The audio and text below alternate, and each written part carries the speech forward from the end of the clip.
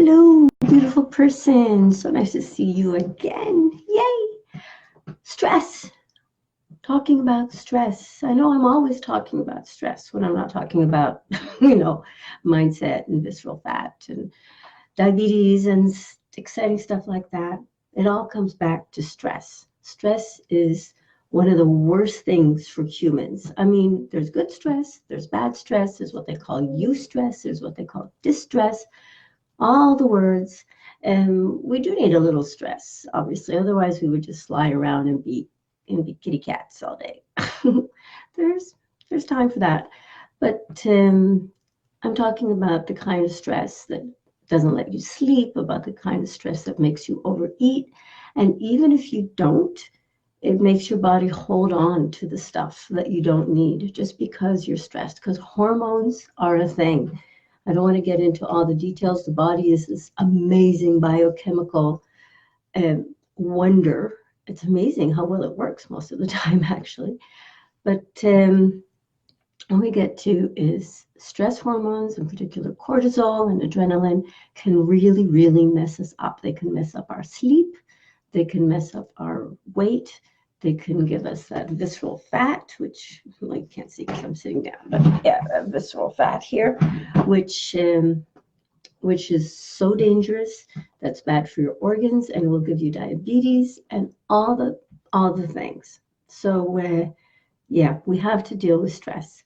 So I've talked about stress many times before. I still have my list of tips for dealing with stress. I'm going to give you 3 tonight because it's getting late and I need to go to bed. That's one way that I deal with stress is trying to get adequate sleep. It can be a challenge sometimes. But anyway, 3 points for dealing with stress and to be less stressed in 2020. How's that for a resolution? I will be less stressed.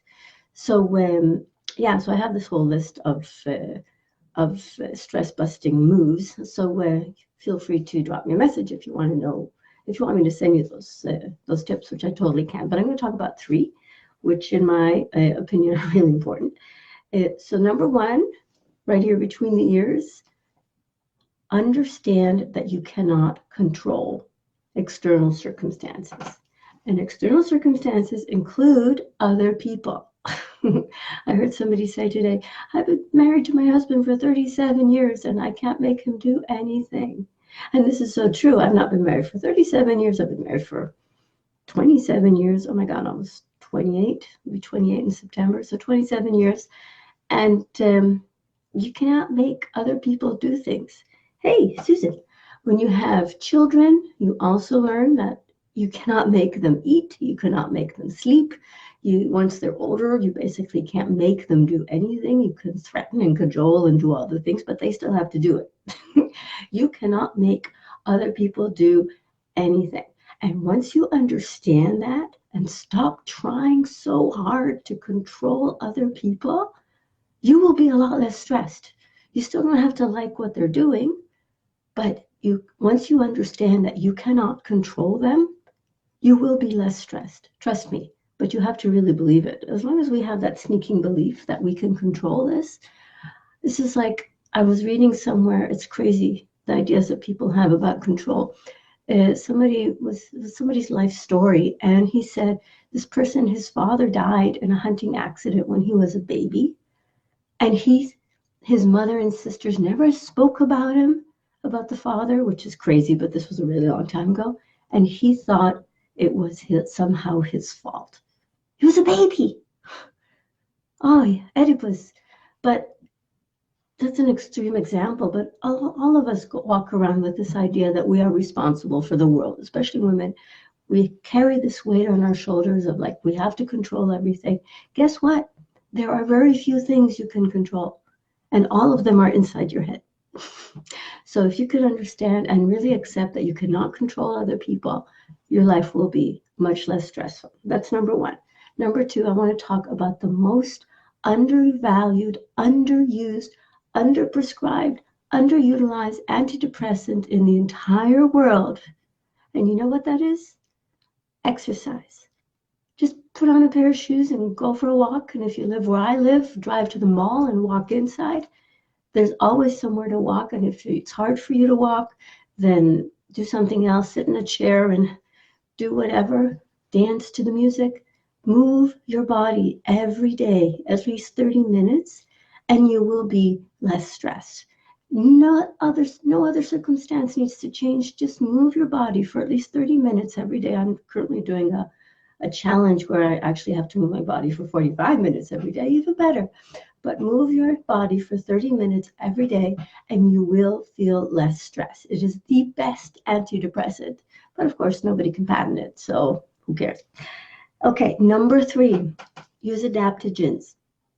I'm serious. Adaptogens were discovered, excuse me, by Soviet scientists early 20th century. They kept this as a huge state secret, but it did come out eventually with the defections to the West and so on. These are substances from Arctic plants, which have all sorts of interesting, just the act of being an Arctic plant is already going to make you interesting and different from most other plants in the world. And it was discovered that the extracts from these plants actually have the ability to regulate human cortisol.